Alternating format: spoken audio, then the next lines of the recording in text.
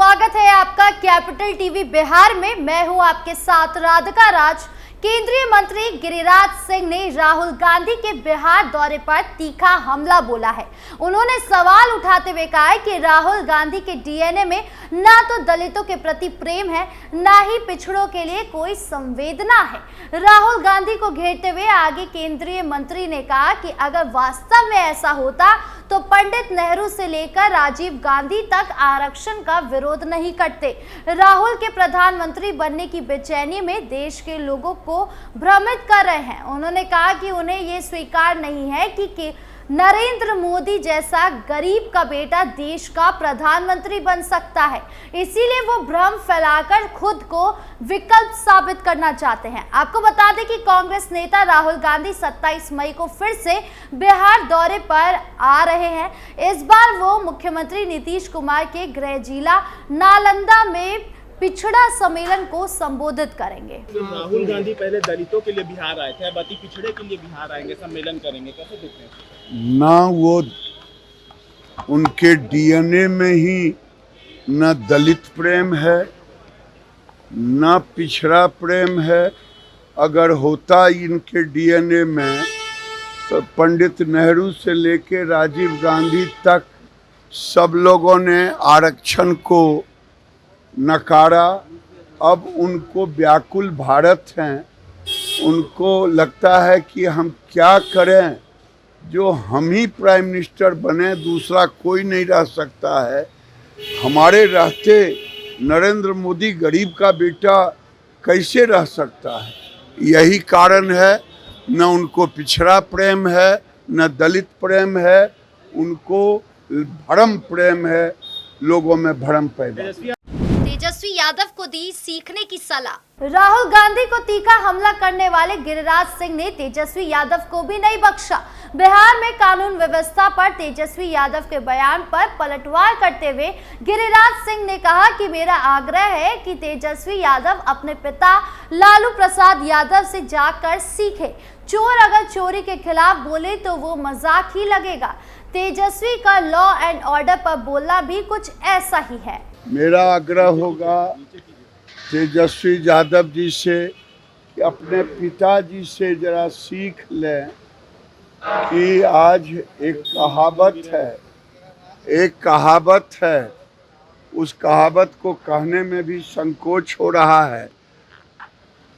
चोर चोरी के खिलाफ बोले, लालू जी बोले लॉ एंड ऑर्डर पर, तेजस्वी बोले लॉ एंड ऑर्डर पर, ये मजाक के सिवा और कुछ नहीं। अपराध पर तेजस्वी का हमला, टारगेट पर सीएम नीतीश।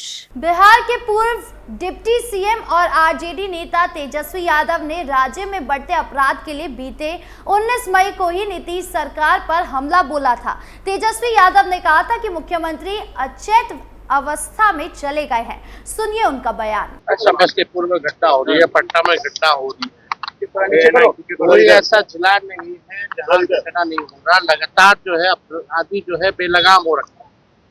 हमारे मुख्यमंत्री जी अचेत अवस्था में बिहार को चलाने की अवस्था में भी, अब उनसे बिहार चलने वाला नहीं है, ये स्पष्ट है।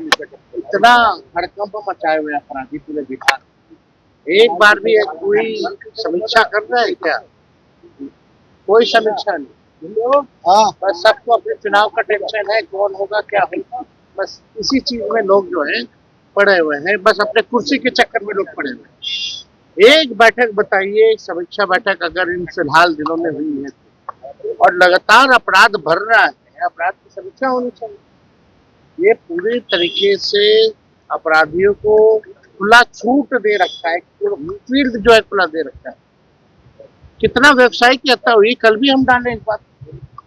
हर जिले में हर जगह जगह व्यवसाय की हत्या हो, रेप हो रहा है, बच्चियों पे अत्याचार हो रहा है।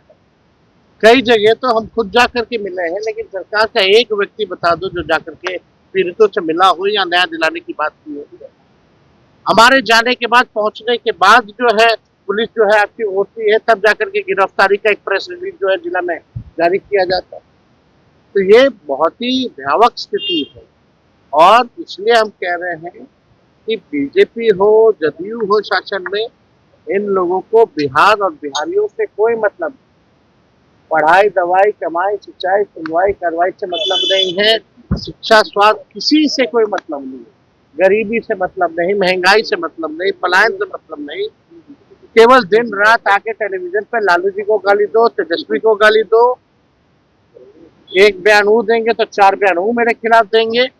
इसी में आपस में कंपटीशन लगा हुआ है, इसी में बिहार सरकार चल रहा है। और मुख्यमंत्री को तो ये घटना के बारे में भी जानकारी दी है। कितना अधिकारी देता होगा तो नहीं जानते होंगे, और इस बारे में तो सब हरा कटिंग देते होंगे। ये तो अफसरशाही है ना। जब अधिकारी बोलेंगे तो मुख्यमंत्री बैठेंगे, जब अधिकारी बोलेंगे तो पट्टा में रोड भीतर को घूम लेंगे, निर्माण करने वाला भवन घूम लेंगे, काम पूरा होगा मुख्यमंत्री साहब। बहुत मेहनत होगी, यही है सच्चाई। और क्या है? अब सच बोलेंगे तो फिर उधर से लोग गाली देंगे, फिर बोलेगा 20 साल पहले क्या। अरे भाई आज की बात करो, 2005 में जो पैदा हुआ है वो आज 20 साल का हो गया है। अपराध को लेकर नेता प्रतिपक्ष तेजस्वी यादव सरकार पर लगातार हमलावर है। बीते 8 अप्रैल को भी उन्होंने सोशल मीडिया प्लेटफॉर्म एक्स पर एक पोस्ट शेयर करते हुए बिहार सरकार को आड़े हाथों लिया था। तेजस्वी ने बीजेपी, नीतीश और अपराधियों के गठजोड़ का आरोप लगाते हुए बीते कुछ दिनों में हुई आपराधिक घटनाओं की लिस्ट भी जारी की थी। हालांकि अगले ही दिन बिहार पुलिस मुख्यालय ने नेता प्रतिपक्ष तेजस्वी यादव के उस एक्सपोज का संज्ञान लिया है जिसमें उन्होंने आपराधिक घटनाओं का उल्लेख करते हुए राज्य की कानून व्यवस्था पर टिप्पणी की है। उन्होंने अपने पोस्ट पर 76 आपराधिक घटनाओं का उल्लेख किया था। इसमें मुख्यालय के स्तर पर 46 घटनाओं को चिन्हित कर इनमें की गई कार्यवाही की अपडेट स्थिति स्पष्ट करते हुए विस्तृत ब्यौरा जारी किया था। उस पोस्ट के संबंध में बिहार पुलिस की ओर से कहा गया कि इसमें अधिकांश घटनाएं साल 2025 में जनवरी से अभी तक की है, लेकिन किसी घटना की तिथि और थाना का उल्लेख नहीं है, जिसके कारण घटनाएं स्पष्ट नहीं हो पा रही है। सिर्फ 46 की ही पहचान की गई है। तब पुलिस मुख्यालय ने इस तरह के पोस्ट पर आपत्ति दर्ज कराते हुए ये कहा था कि अनावश्यक टीका टिप्पणी से पुलिस के मनोबल पर प्रतिकूल प्रभाव पड़ता है, जबकि पुलिस अपना काम पूरी निष्ठा एवं ईमानदारी से कर रही है। पुलिस पर हमले में 947 दोषियों की गिरफ्तारी, लूट के मामले में 697 गिरफ्तारी, डकैती के मामले में 281 दोषियों को गिरफ्तार। बिहार पुलिस की माने तो इस साल 1 जनवरी से 7 अप्रैल तक पुलिस पर हमले के मामले में 947 दोषियों की गिरफ्तारी की गई है, जबकि लूट के मामले में 697 और डकैती के मामले में 281 दोषियों को गिरफ्तार किया गया है।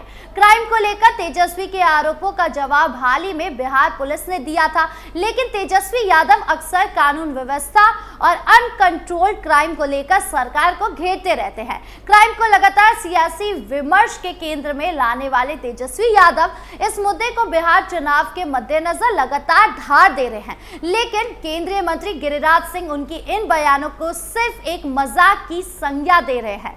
देखना दिलचस्प होगा कि बिहार की जनता इसे क्या समझ रही है। आज इस खास पेशकश में फिलहाल इतना ही। बने रहिए हमारे साथ। नमस्कार।